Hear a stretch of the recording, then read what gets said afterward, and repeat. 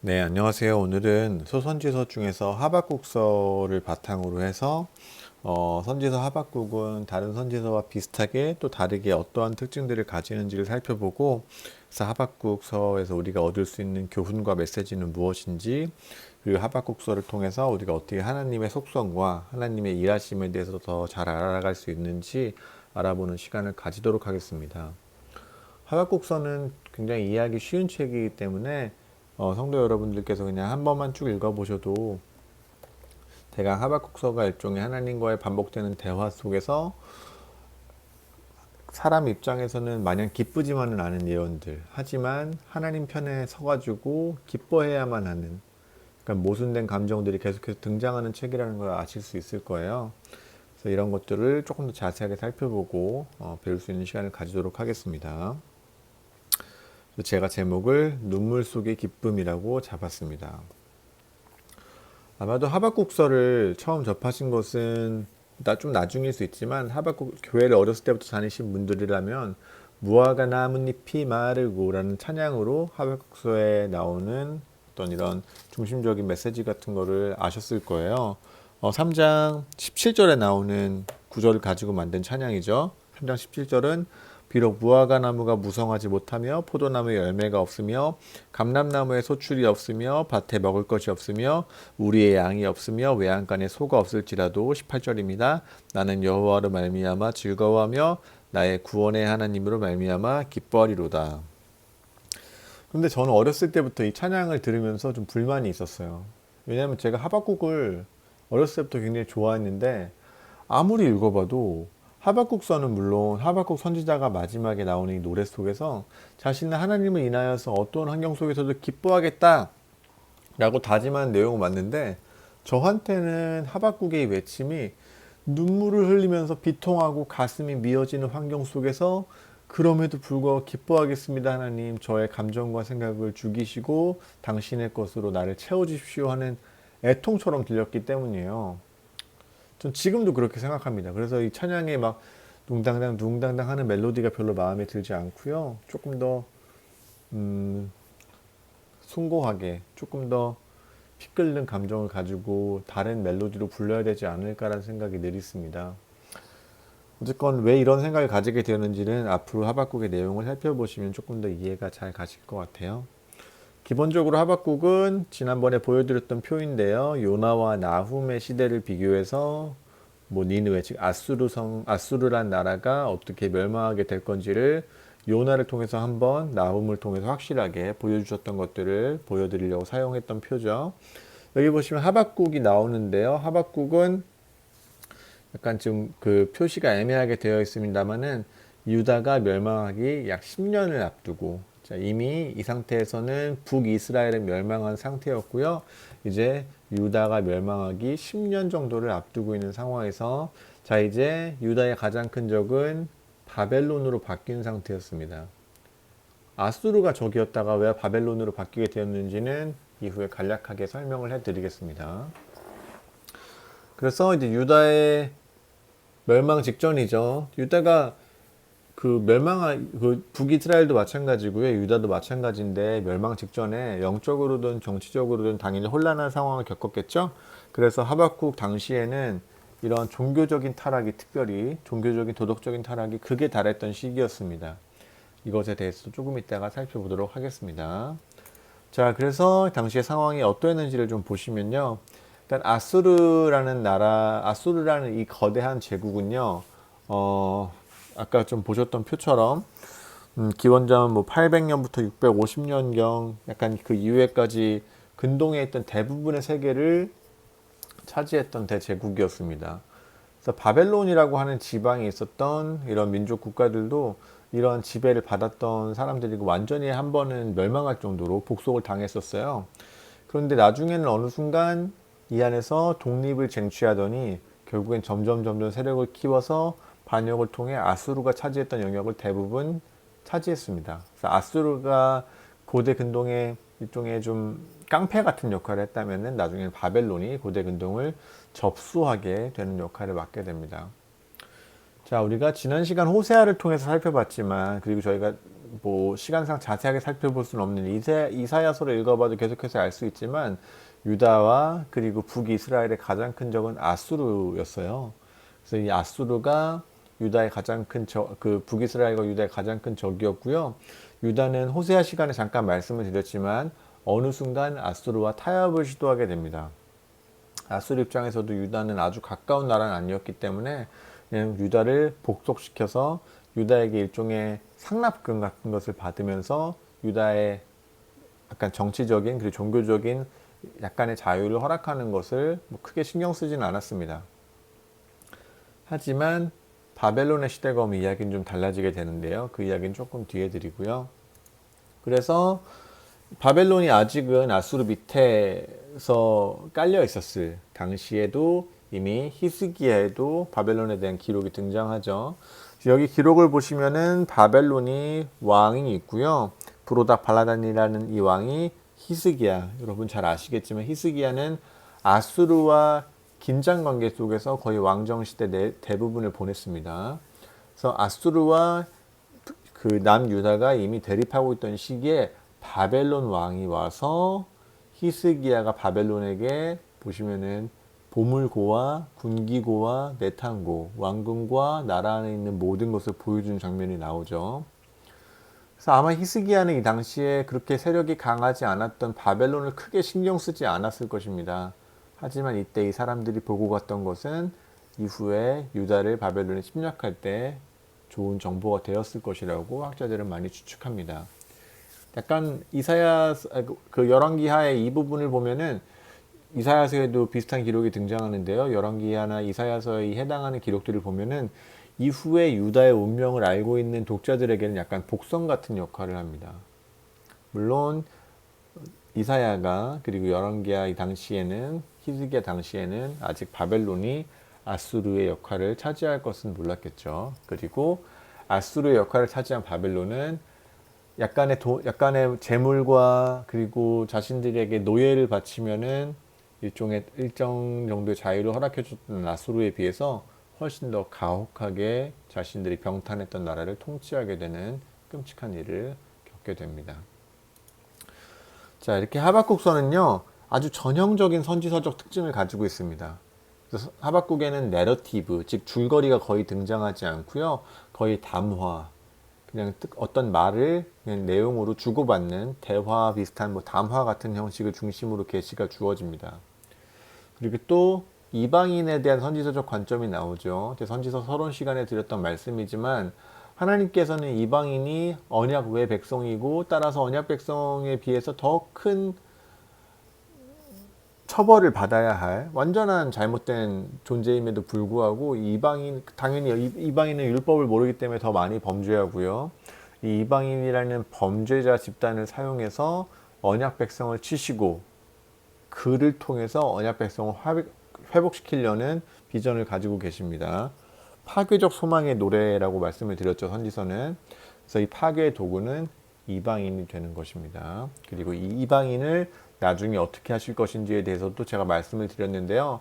먼저는 이방인이 자신들이 저지른 범죄와 하나님을 믿지 않았던 것들 때문에 심판을 받게 되고요.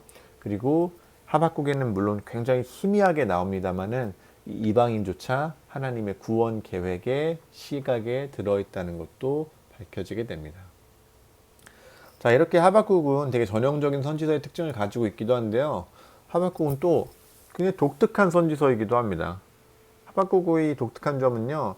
일단 대부분의 선지서는 여호와의 말씀이 누구누구에게 임하니라 라는 구절로 시작하는 반면에 하박국은 독특하게도 여호와께서 말씀하시기 전에 먼저 하나님께 무언가 이야기해서 하나님의 대답을 받아낸 그런 이야기를 담고 있는 독특한 책이죠. 그리고 또 하박국서에는 이것은 묵시다라는 표현이 등장합니다. 묵시란 마지막 때 일어날 일을 미리 알려주시는 것이라고 볼 수 있는데요. 그래서 유다의 끝이 다다랐기 때문에 약간 종말론적인 성격을 가지고 있다고도 볼 수 있습니다. 그리고 선지서가 대부분 그렇듯이 하박국서도 경고를 담고 있습니다. 그런데 하박국서의 경고는 다른 선지서들과 어조가 약간 다릅니다. 왜냐하면 다른 선지서들은 회개하라, 그러하지 아니하면이란 말이 나올 텐데요. 하박국서에서는 회개하라는 말이 등장하지 않습니다. 이 말은 무슨 뜻이냐면은 이제 회개로 지연시킬 수 없는 지경에 이르렀다는 하나님의 경고가 최종 경고가 도달한 것이기도 하고요. 그리고 이 언약 백성의 마지막이 다가오고 있다는 뜻이기도 합니다. 자, 그러면 하박국서 본문의 내용을 저희가 최대한 간략하게 살펴보겠습니다. 자, 언제까지입니까? 라고 하박국 선지자가 외치기 시작합니다. 그래서 하박국서는 하박국 선지자의 탄원으로 시작합니다. 약간 사족이지만요. 하박국에 대해서 하박국은 뭐 포용하는 사람, 포용자 이런 식으로 이름의 뜻이 되어 있다라는 주장이 있는데요. 사실 이런 이름 뜻의 주장은 루터가 한 말인데 또 다른 추정으로는 하박국이란 게 정원에 심긴 식물을 뜻하는 것일 수도 있다 이런 추정도 있긴 한데요. 결론만 말씀드리자면 하박국이란 이름의 뜻은 아무도 모릅니다. 루터의 추정도 그리고 정원에 심긴 식물이라는 것은 하박국이란 이름을 헬라어로 표시했던 것을 보고 추정을 한 건데요. 정확하게 결정을 내릴 수 있는 근거는 너무 적습니다. 하박국은 좀 특이한 이름인 편이에요. 한국어로 봐도 굉장히 특이한 이름이죠. 자, 하박국이 탄원을 시작합니다. 하박국이 탄원한 이유는 유다의 타락이 극에 달했기 때문입니다. 그래서 하박국이 사용한 단어들 강포, 죄악, 패역, 겁탈, 또 변론, 분쟁자 강포를 2번 썼네요. 이러한 단어들은 언약 백성이 율법에 합당한 삶을 살아가야 된다는 기본적인 전제와는 너무나 어울리지 않는 말들이었죠. 그래서 결과적으로 율법은 해이해지고 불의가 만연하게 됩니다. 그래서 하박국은 이렇게 이야기하는 것이죠. 하나님 대체 언제까지 이 상황을 두고 보실 셈이십니까? 이 땅의 정의와 율법을 회복해 주십시오. 우리는 당신의 언약 백성이 아닙니까? 언약 백성이 언약 백성대로 살 수 있도록 우리를 개혁하고 우리를 회복시켜 주십시오. 자, 하박국의 시대를 통치했던 왕은 여호야김이라고 하는 왕인데요. 여호야김이 얼마나 타락한 왕이었는지는 하박국이랑 거의 비슷한 유다의 그 최후에 해당하는 시대를 살았던 예레미야서의 기록을 보면 잘 알 수 있습니다. 그래서 여호야김에게 주신 예언은 이런데요. 무리가 그를 위하여 슬프다 내 형제여, 슬프다 내 자매여 하며 통곡하지 아니할 것이며, 그를 위하여 슬프다 주여, 슬프다 그 영광이여 하며 통곡하지도 아니할 것이라. 그가 끌려 예루살렘 문 밖에 던지우고 나귀같이 매장함을 당하리라. 그래서 왕임에도 불구하고 여호야김이라는 인물은 하나님의 예언에 따르면 이 이스라엘 백성에게 동료로, 형제로, 자매로도 취급받지 못하고요. 이후에 아예 이방인이나 문둥병자, 그리고 완전히 잘못된 큰 죄악을 저질렀던 죄인들과 마찬가지로 예루살렘 성 안에 매장되는 것도 허락받지 못하고 마치 짐승처럼 아무데나 파묻히게 되는 끔찍한 결론을 맞게 되죠. 이것이 여호야김의 악행에 대해서는 뭐 열왕기서나 역대기서나 여러 가지를 보셔도 잘 아실 수 있을 거예요. 그래서 이러한 시대를 하박국이 살았기 때문에 하박국이 하나님께 불평할 수밖에 없었던 것이죠. 근데 하나님께서 응답하십니다. 하나님께서 응답하시되 이제 멀지 않았다고 응답을 하시죠. 그래서 하나님께서는 유다의 타락을 완전히 제거하시기 위한 일종의 계획을 가지고 있었음이 밝혀집니다. 그래서 하나님께서는 그 하박국 1장 5절부터 11절에서 자신의 계획을 간략하게 묘사해 주시는데요. 즉 하나님께서는 6절 말씀처럼 사납고 성급한 백성인 갈대아 사람은 뭐 칼데아 사람, 뭐 바빌로니아 사람 대충 비슷한 이야기입니다. 뭐 갈대아라는 것은 민족 이름이고 바벨론이라는 것은 지역 이름이라서 약간 정확히 똑같은 표현은 아닌데요. 이 당시 유다의 멸망이 임박했을 이때 말하는 갈대아 백성이 일으킨 나라는 바벨론에 위치했기 때문에요. 지금은 그냥 같은 거라고 생각하셔도 될 것 같아요. 그래서 이러한 갈대아 백성 바벨론을 일으켜서 유다를 다시 한번 타락에서 회복으로 불러내시기 위한 하나님의 계획입니다. 아이러니하죠. 왜냐하면 이것은 더 큰 범죄를 저지르는 이방 족속을 통해서 언약 백성인 유다를 쳐서 유다를 회복시키겠다는 계획이기 때문이기도 하니까 말이죠.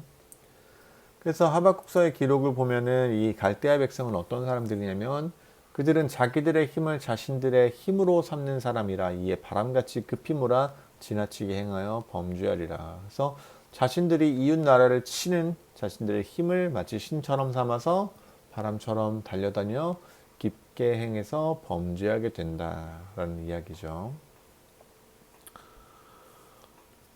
자, 그래서 이 바벨론이란 이 백성들은요, 1장 9절에서 보실 수 있듯이 그들이 다 강포를 행하러 오는데, 강포란 것은 폭력을 말하는 것입니다. 1장 3절에 나오는 강포란 단어랑 대꾸를 이루죠. 유다 내부에서 일어나고 있는 이 강포, 폭행, 폭력을 일소하기 위해서 하나님께서는 더 포악한 이방 백성의 폭력을 사용하십니다. 일종의 아이러니라고 할 수 있죠. 자, 아마도 하박국은 이 하나님의 응답을 듣고 나서요, 약간 시간을 좀 보냈던 걸로 보입니다. 여러 가지 근거가 있는데요. 뭐 역사적인 근거도 있고요, 뭐 문헌상의 증거들도 있고 여러 가지 근거들이 있는데 확신할 만한 정도로 확실한 근거는 없어요. 뭐 이건 무조건 이 사이에는 10년 정도 시간이 흘렀을 것이다 이렇게 이야기할 수 있는 근거는 없지만요. 아마도 여호와께서 첫 번째로 응답하신 것을 하박국이 듣고 나서는 그냥 그런가 보다, 언젠가는 그럴 수 있겠지라고 정도 생각한 것 같고요. 약간의 시간이 흘렀던 것 같습니다. 아마도 하나님과 하박국이 처음으로 이 문답을 주고받았을 당시에는 바벨론이 아직까지는 유다의 임박한 위협은 아니었던 것이라고 생각이 됩니다. 근데 시간이 좀 지나면서 이제 학자들이 추정하기로는 유다 땅에 바벨론의 침공이 시작됩니다. 하박국은 아마 눈과 귀로 직접 보았을 수도 있고요. 아니면 전에서 들었을 것입니다. 이 바벨론이란 사람들이 얼마나 끔찍한 전쟁광들이고 언약 백성, 특히 국경 쪽에 살고 있던 언약 백성들이 얼마나 잔인하게 유린당했는지를 들었을 것입니다. 그래서 하박국은 약간의 분노를 담아서 이렇게 말하기 시작합니다. 하나님, 대체 이것이 옳은 일입니까? 라고 묻기 시작하죠. 이것이 대체로 대관적으로 옳긴 한 일입니까? 라고 하박국은 외칩니다. 하박국의 관점에서 1장 13절의 표현인데요. 어찌하여 거짓된 자들을 방관하시며 악인인 자기보다 의로운 사람을 삼키는데도 잠잠하시나이까. 하박국의 눈에 유다가 불의했던 것은 맞지만 하박국은 유다보다도 바벨론이 더 불의했다고 생각했기 때문에 더 불의한 바벨론을 하나님께서 드셔가지고 유다를 치는 것을 참아 볼 수가 없었던 것 같습니다. 그래서 하박국은 아주 지혜롭게도 하나님의 속성에 호소해서 하나님 이러시면 안 되는 것 아닌가라고 이야기합니다. 하나님께서는 영원하신 분이 아니십니까? 하나님은 우리 언약 백성에게 자비로우신 분이 아니십니까? 하나님은 거룩하신 분이 아니셨나요? 하나님은 공의로우신 분이 아니셨나요? 어떻게 이렇게 불공평한 일이 벌어지게 하십니까? 자, 이런 역사는 반복되는 것 같습니다. 역사는 반복되는 것 같고요. 그래서 그 이사야서는 뭐 이사야, 히스기야, 이사야의 시대, 그리고 히스기야의 시대가 약간 겹쳐 있잖아요, 대부분. 그래서 히스기야 시대에 아수르 제국에 대해서 묘사했던 말인데요. 아수르 제국의 입장에서 한번 읽어보겠습니다. 나의 손으로 열국의 재물을 얻은 것은 새의 보금자리를 얻음 같고 온 세계를 얻은 것은 내어버린 나를 주움 같았으나 그 안에서 날개를 치거나 입을 벌리거나 지저귀는 것은 하나도 없었다. 생명력을 조금도 보여주지 않고 무기력하게 무너져 내렸다는 얘기를 하고 있잖아요. 비슷하게도 바벨론은요, 마치 낚시로 물고기를 낚는 사람처럼, 그리고 다스리는 자 없는 벌레를 잡는 사람처럼 그물과 투망으로 백성을 쓸어버리는 이런 모습을 보여주죠. 그리고 돌아와서는 자신의 능력과 자신의 힘을 감탄해서 자신이 사냥에 사용했던 도구에 분향하고 경배하는 우스꽝스러운 모습을 보여주게 되죠. 하박국의 항변은요, 좀 아주 오래된 신정론의 문제를 담고 있습니다. 신정론 문제란 뭐 소위 악의 문제라고도 하는데요. 뭐 고대 시대부터 시작해서 중세 교회들, 그리고 종교개혁 시대와 현대 교회를 괴롭히는 여러 가지 커다란 문제 중에 하나예요. 이 문제는 뭐냐면은 정의로우신 하나님이 어떻게 악을 허용하시는가라는 문제거든요. 결론부터 이야기 드리자면 이 질문에 대답할 수 없습니다. 우리는 알 수가 없어요.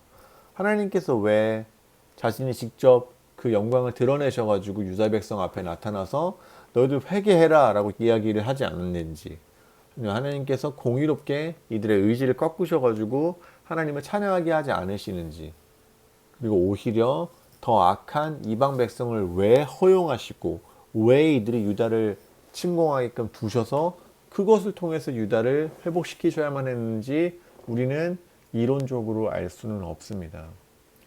다만 몇 가지 추정은 가능한데요. 이러한 하박국, 그리고 하박국 이전에 있었던 여러 시대들, 그 제가 예전에 설교로 잠시 말씀드렸던 광야의 이스라엘 백성들, 이들의 반역과 이 반역을 치시는 하나님의 여러 가지 수단들이 이후의 언약 백성들, 이후 세대 언약 백성들에게 일종의 교육적인 차원으로 활용될 수 있었지 않았을까라는 추정은 가능합니다. 하지만 이것이 문제를 완전히 해결하지는 못합니다. 이렇게 이야기할 수 있잖아요. 그럼 광야의 이스라엘 백성들, 그리고 지금 하박국의 시대를 사는 유다 백성들은 이후 세대의 모범이 되기 위해서 자신들의 삶에서는 엄청나게 끔찍했을 일들을 겪어야만 했단 말인가? 이 질문은 굉장히 어려운 질문입니다. 많은 생각을 해야 되고요. 많은 이야기가 오고 가야 되지만은 결론은 항상 알 수 없다로 나는 약간 허무한 질문이기도 합니다. 우리는 많은 신학적인 문제들의 경우에 그렇듯이 열심히 탐구하고 열심히 알려고 해야 되지만은 우리가 어느 영역에 들어서면 이것은 하나님의 영역이라고 넘겨드릴 수밖에 없는 부분이 있는 것 같습니다. 그래서 이것을 신정론 문제, 악의 문제, 하박국이 항변했던 이 주제에 대해서도 우리는 비슷하게 이야기할 수밖에 없을 것 같습니다. 네, 하나님께서는 신정론적인 문제에 있어서 아예 답을 하지 않으시는 건 아니고요. 이것이 옳다라고 이야기합니다. 자, 이제 두 번째 묵시가 주어지는 것이죠. 2장 1절과 2절까지는 그 하박국이 두 번째 묵시를 받으려고 기다리는 장면이 나오고요. 여기서부터는 하나님이 주시는 두 번째 묵시가 나옵니다. 하박국서의 독특한 점 중에 하나죠. 그래서 여기 3절에 보시면은 이 묵시는 정한 때가 있나니 그 종말이 속히 이르겠고 결코 거짓되지 않을 것이라고요. 그리고 비록 더딜지라도 기다리라, 지체되지 않고 반드시 응하리라. 그래서 이전의 선지서들은 뭐 일반적으로 종말의 때가 다가왔으니 회개하라라고 하잖아요. 뭐 언약 백성에 대한 것은 아니지만 요나서를 배울 때도 니느웨 백성들이 회개했을 때 이 화를 잠시 지연시킬 수 있었던 것처럼 묘사되기도 하고요. 하박국서에서는 이 종말은 피할 수 없고 이 언약의 때는 도저히 미룰 수가 없는 것처럼 묘사가 됩니다. 모든 것이 정해진 것처럼 나옵니다. 그리고 이 다음에는 많은 분들이 좋아하시는 구절이 나오죠. 2장 4절 말씀입니다. 보라, 그의 마음은 교만하며 그 속에서 정직하지 못하나 의인은 그 믿음으로 말미암아 살리라. 그래서 2장 1절부터 3절에는 여호와께서 응답하시고 당신의 계시를 기록해서 모든 사람이 보게 하라, 이런 이야기가 나온 다음에 그 다음에는 이 묵시에 대해서 이야기하시고 바로 의인은 믿음으로 말미암아 살고 불의한 자는 교만하게 살겠다라는 내용이 나옵니다. 그래서 여기에서 하나님께서는 묵시와 언약 그리고 계시에 대해서 두 가지 태도를 보이는 사람들을 대비시키시는 것처럼 보입니다. 첫 번째, 불의한 자는 자신을 믿고요. 그리고 의로운 자는 믿음으로 말미암아 산다는 말이 자세히 들여다보면 이 말은 믿기 때문에 삶을 살 수 있는 사람들을 뜻하는 것 같습니다. 그래서 우리는 살면서 끊임없이 질문해야 되는 거죠. 우리는 무엇을 믿습니까? 그리고 우리에게 닥친 현실의 여러 가지 현상들을 과연 무엇으로 해석할 것입니까?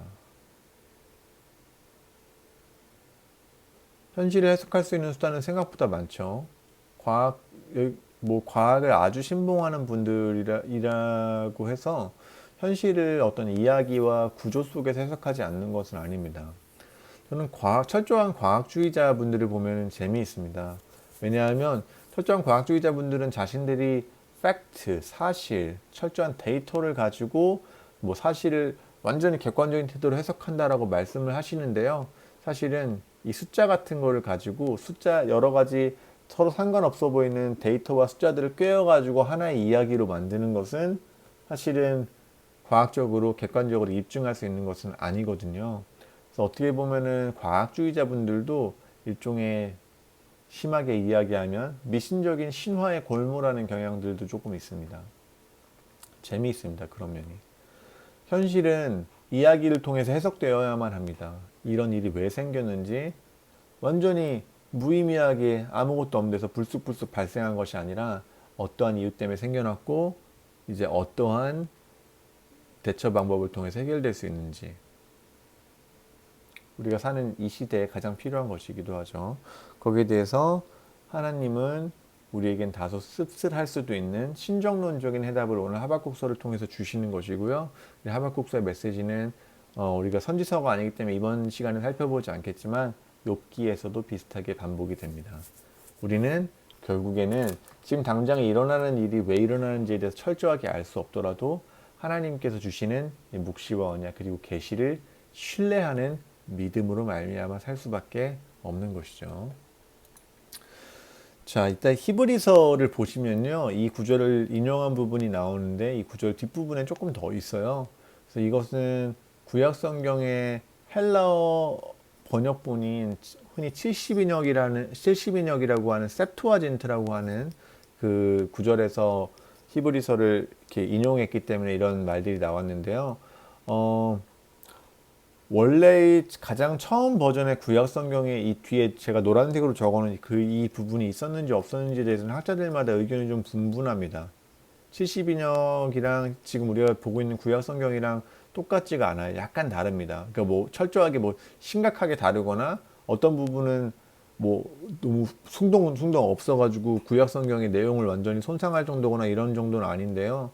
뭐 그렇게 약간 다른 부분이 있어요. 그래서 만약에 이 노란색 부분이 원래 구약 성경에 있었다고 한다면은 뭐 이것도 의미는 비슷하죠. 만약에 의인이 자신의 하나님을 믿는 믿음을 버리고 뒤로 후퇴한다면은 하나님께서는 의인을 이젠 더 이상 기뻐하지 않겠다라고 이야기를 하시는 부분이죠. 자, 이렇게 하신 다음에요. 이제는 여호와께서는 답을 주시기 시작합니다.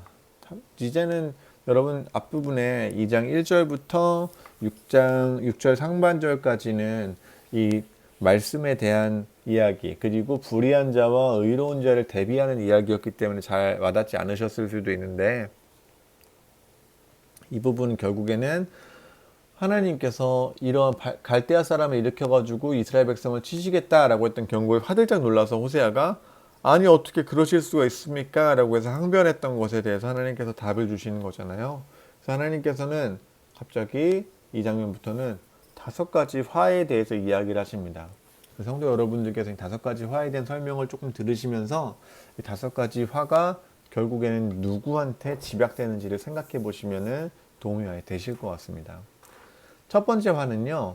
재물과 땅을 탈취하는 정복자들에게 미칠 화입니다. 2장 6절 하반절부터 7절 말씀이죠. 화 있을진저 자기 소유 아닌 것을 모으는 자여 언제까지 이르겠느냐 볼모 잡힌 것으로 무겁게 짐진 자여 너를 물 자들이 호련히 일어나지 않겠느냐 너를 괴롭게 할 자들이 깨지 않겠느냐 네가 그들에게 노략을 당하지 않겠느냐.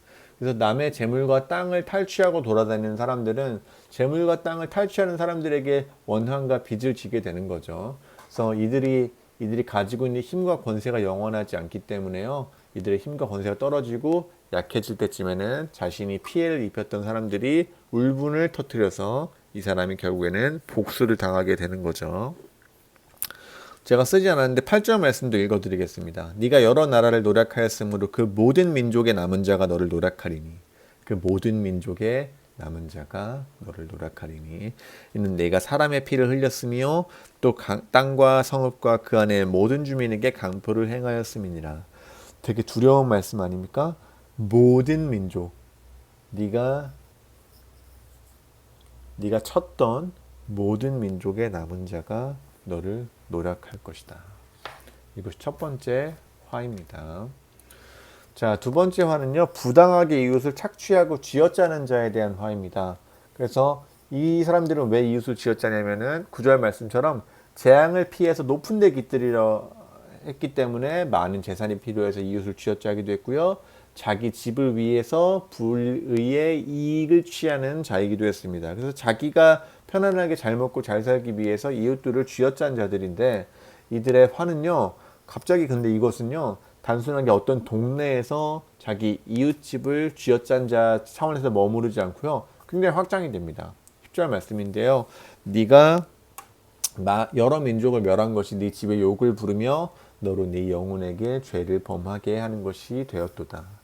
그래서 이렇게 되면은 앞서 봤던 첫 번째 화, 즉 재물과 땅을 탈취하고 이렇게 유린하는 정복자들에 대한 화와 두 번째 화, 부당하게 이웃 국가를 쥐어짜는 자에 대한 화가 겹쳐 있는 것을 알 수 있게 되실 거예요.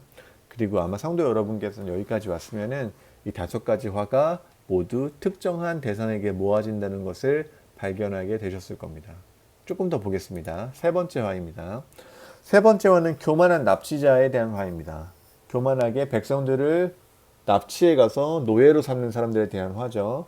그래서 이거는 뭐라고 되어 있냐면요. 2장 12절에 14절인데요.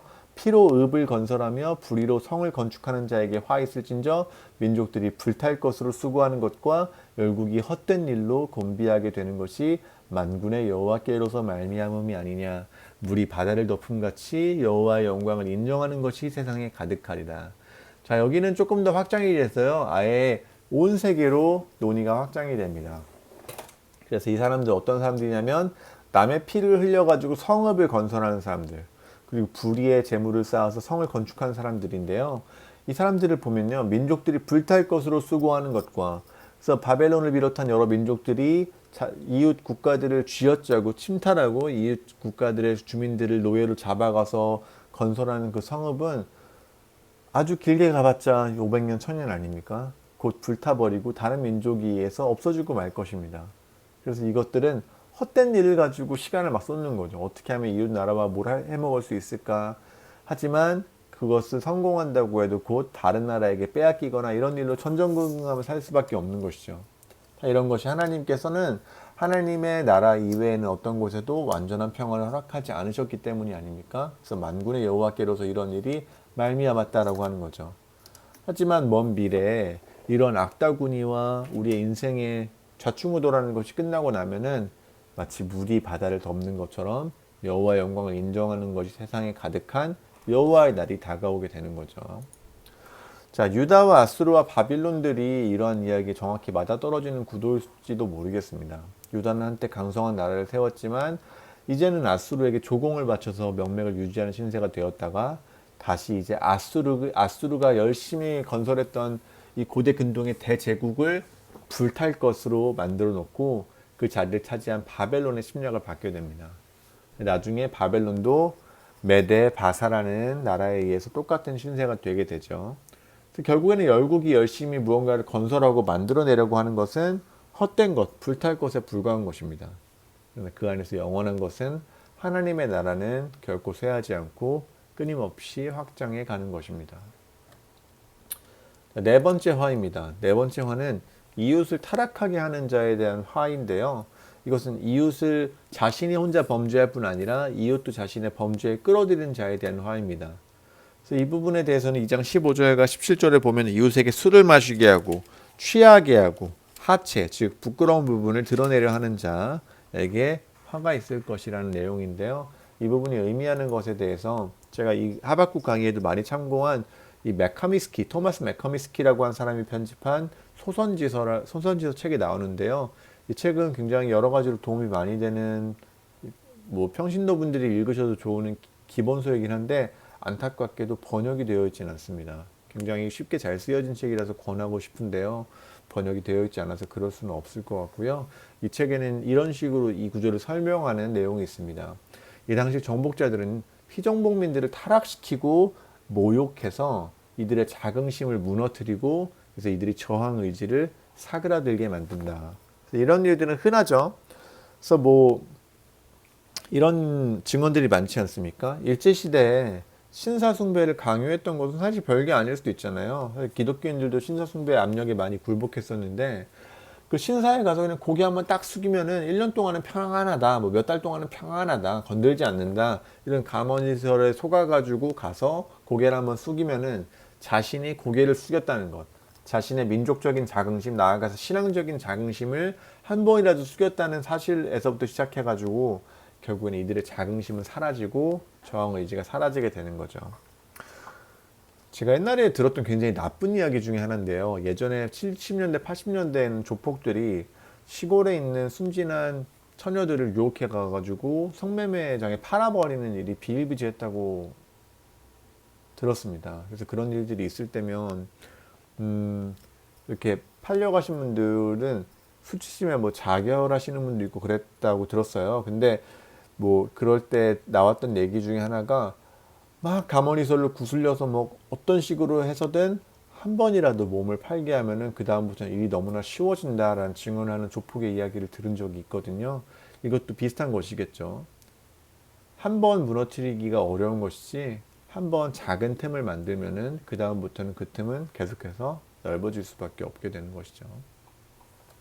그래서 바벨론을 비롯한 이런 정복 국가들은 주변 이웃들의 도덕적인 수준을 처음에는 마치 귀이개 같은 걸로 약간 파내는 것처럼 파내다가 나중에 삽으로 그리고 나중에 굴착기로 파내듯이 이들의 신앙심과 도덕심을 무너뜨리게 되는 것입니다.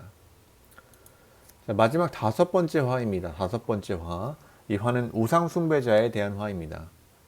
자, 여기서는 새긴 우상은 그 새겨 만든 자에게 유익한 것이 없고 해서 우상 숭배를 비웃는 이것도 이스라엘 종교의 독특한 점인데요. 우상 숭배를 매우 우스꽝스러운 것이라고 생각합니다. 아주 특이한 현상이죠. 당시에 종교적인 수준이나 이런 것들 생각해 봤을 때는 전 세계의 모든 종교들, 감히 말하건대 이스라엘 종교를 제외한 모든 종교에서 우상 숭배는 만연했고요. 서로가 서로의 우상 숭배를 비웃는 것들도 전혀 없었습니다. 다만 이스라엘 종교만이 우상 숭배를 하지 않았고요. 지금은 뭐 언급하기 적절한 시간 아니기 때문에 자세히 말씀드리지 않겠지만 자연의 리듬과 그리고 어떤 성적인 것을 종교에 투영하지 않은 것도 이스라엘 종교가 대단히 독특한 점이기도 했습니다. 자, 어쨌든 이렇게 쭉 진행이 됩니다. 그래서 뭐 우상은 거짓이다, 잘못된 것이다, 무생물 하나님이 창조하신 피조물에 불과한 것들에게 깨라, 말해라 하면은 하겠느냐? 그런 생기가 도무지 없느니라. 그래서 이 다섯 번째 화는 여기서 끝나고요. 뒤에 노란색으로 붙인 이 부분요. 이 하박국이 다섯 가지 화에 대해서 언급하고 나서 참지 못하고 외치는 신앙 고백 같은 외침이에요. 그래서 하박국은 이렇게 이야기하는 것입니다. 오직 여호와는 성전에 계신다. 온 천하는 그 앞에서 잠잠할 것이다. 언젠가는 잠잠할 것이다. 그래서 다섯 가지 화의 소결론은 이것입니다. 다섯 가지, 제가 슬라이드를 하나 덜 넘겼는데, 네, 이거는 방금 말씀드린 부분이고요. 자, 여기에 소결론은요, 결국에는 바벨론도 자신의 죄로 인해 멸망할 것이라는 것입니다. 타락한 유다를 심판하는 도구가 됐던 바벨론도 자신의 죄로 멸망할 것입니다. 그리고 앞에 다섯 가지 화를 잘 보시면은요, 재물과 땅을 탈취하느니, 부당하게 이웃을 쥐어짜는 자들, 교만하게 이웃을 납치해서 노예로 삼는 사람들, 그리고 이웃을 타락하게 하는 사람들, 우상을 숭배하는 사람들, 이 다섯 가지 면 모두가요, 유다 안에서 일어났던 일을 이야기하는 것이기도 합니다. 그런데 제가 중간중간에 말씀드린 것처럼 이것은 바벨론이라는 거대한 악에 대한 묘사기도 합니다. 동일한 종류의 악을 심판하기 위해서 유다를 심판하기 위해서 바벨론이 동원이 된 것이고 유다가 멸망한 것처럼 바벨론도 자신의 죄로 인해서 멸망하게 될 것입니다. 그러나 앞에 봤던 이 노란색 글씨에서 아주 은은하게 드러난 것처럼 언젠가 바벨론도 여호와를 잠잠하게 경외하는 날이 올 것입니다. 마치 이방인 되었던 우리들이 지금 하나님을 찬양하고 여호와를 잠잠히 경외할 수 있게 된 것처럼 말입니다. 자, 그래서 하박국서의 또 다른 특징 중에 하나인데요. 지금 제가 앞서 하박국 처음 부분에서 말씀드리진 않았지만 하박국은 선지서가 앞에 두 장이 돼 있고요. 그 세 번째는 시편이랑 장르적으로 유사한 그냥 앞에 나왔던 선지서적인 특징들은 거의 나와 있지 않은 하박국의 노래가 쭉 나옵니다.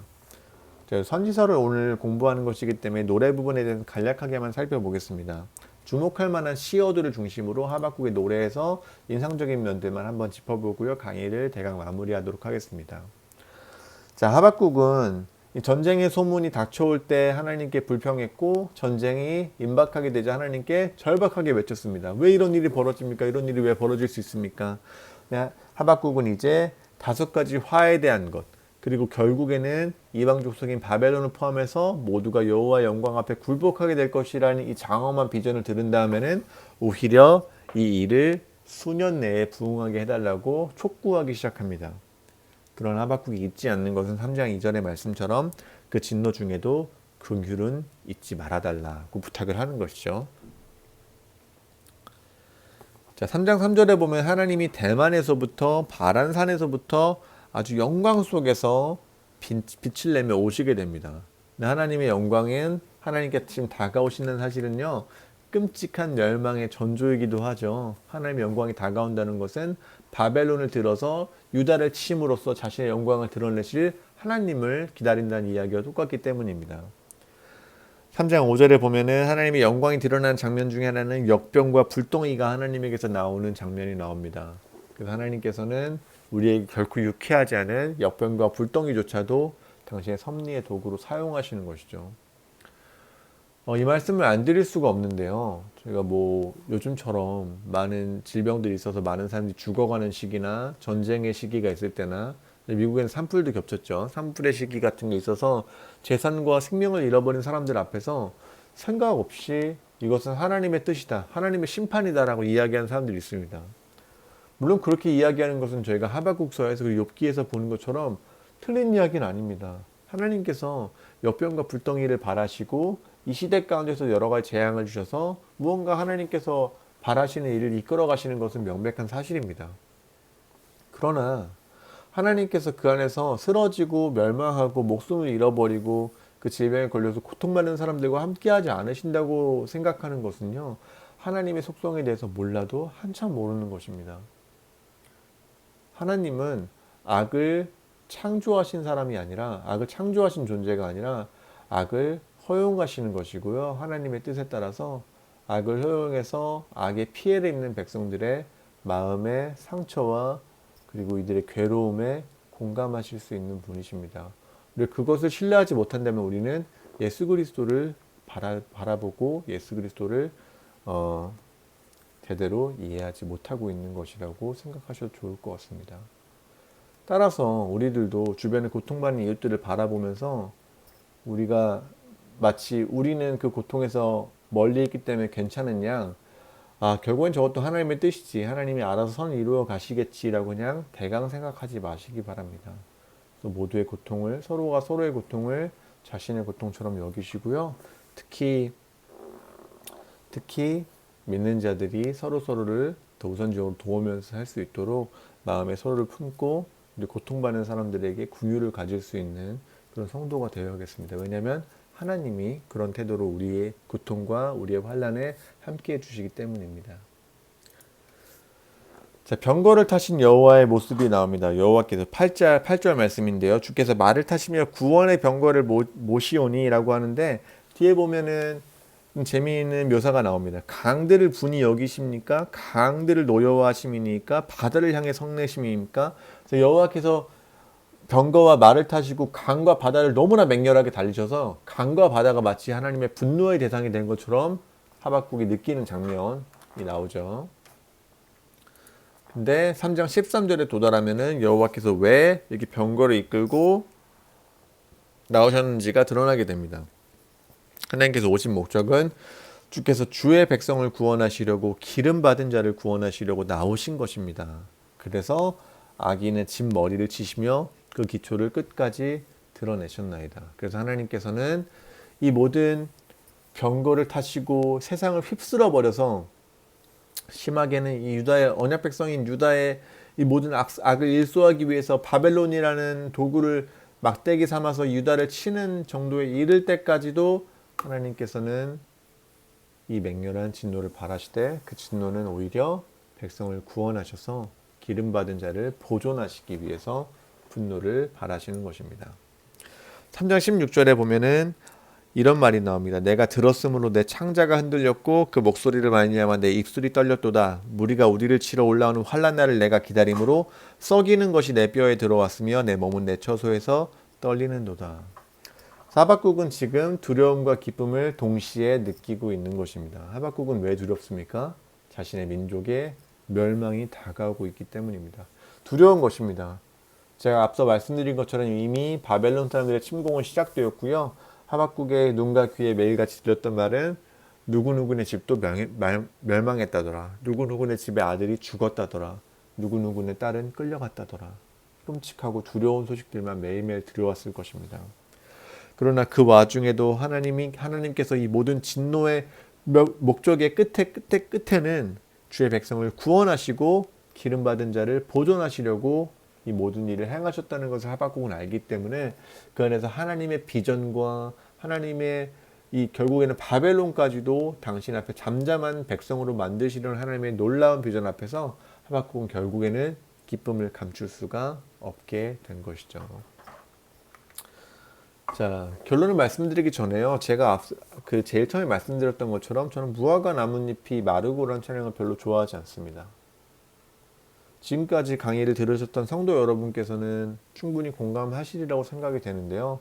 하박국이 저는 얼굴을 정말 활짝 웃으면서 이 노래를 불렀다고 생각이 들지 않습니다. 하박국은 아마도 저미는 가슴을 안고 그리고 다가오는 고통에 말 그대로 썩이는 것이 뼈에 들어오는 것처럼 그 히브리어 표현 직역대로 하면은 뼈가 물이 된 것처럼 벌벌벌벌 떨면서 막 요동하면서 그 자신의 목숨조차도 어떻게 될지 모르잖아요. 실제로 하박국의 최후는 알려져 있지 않습니다.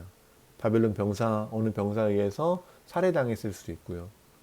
최후를 기다리면서 그럼에도 하나님의 뜻과 하나님의 비전은 완성되어 갈 것이라고 생각하면서 두려움 중에서도 기뻐하기로 작정하는 모습이잖아요.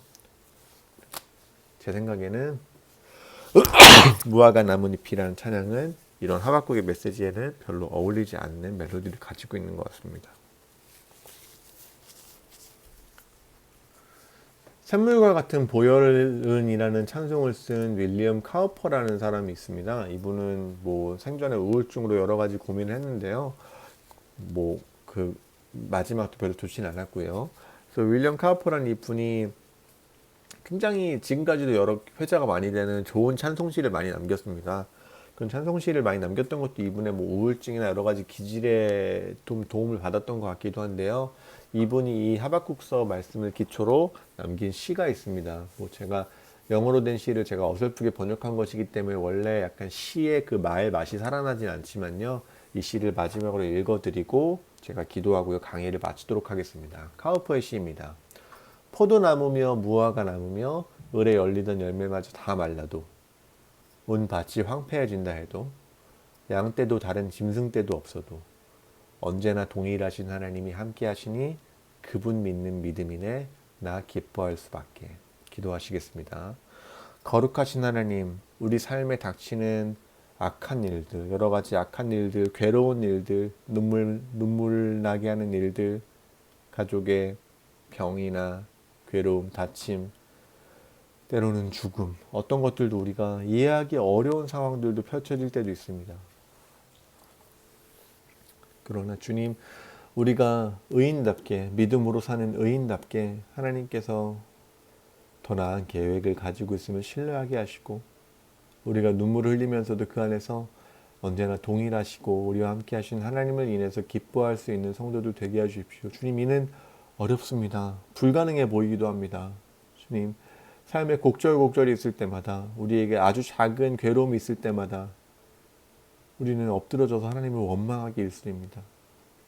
그러나 주님, 이런 사건을 통해서 그 말씀을 통해서 기도와 여러 가지 성례를 통해서 예수 그리스도께서 우리에게 보여주신 모본을 통해서 하나님께서 우리를 차츰차츰 성화시키셔서 언젠가는 우리가 하박국처럼 닥쳐오는 환난과 내 눈앞에 있는 괴로움에도 불구하고 그 눈물 속에서도 기쁨으로 하나님의 비전을 바라볼 수 있게 하실 줄을 믿습니다. 그럴 수 있는 신자가 되게 하시고 우리가 그럼에도 서로서로의 괴로움과 눈물을 기억해서 위로하고 도와주고 함께 할 수 있는 이들의 괴로움과 고난을 나누어서 가질 수 있는 귀하고 복된 참 성도로 자라갈 수 있도록 주께서 우리의 삶을 이끌고 인도해 주십시오. 역병과 그리고 정치적인 불안과 굉장한 시대를 살고 있습니다. 우리가 이 굉장한 시대에 눈을 빼앗기지 않고 하나님께 우리의 시선을 고정해 살아갈 수 있도록 해주십시오. 이번 한 주도 하나님 앞에서 올바른 삶이 무엇인지를 기억하고 말씀을 함께하면서 살 수 있는 귀하고 복된 한 주 될 수 있도록 주께서 붙잡고 인도하여 주십시오. 감사드립니다. 거룩하신 우리 구주 예수 그리스도 이름으로 기도드렸습니다. 아멘.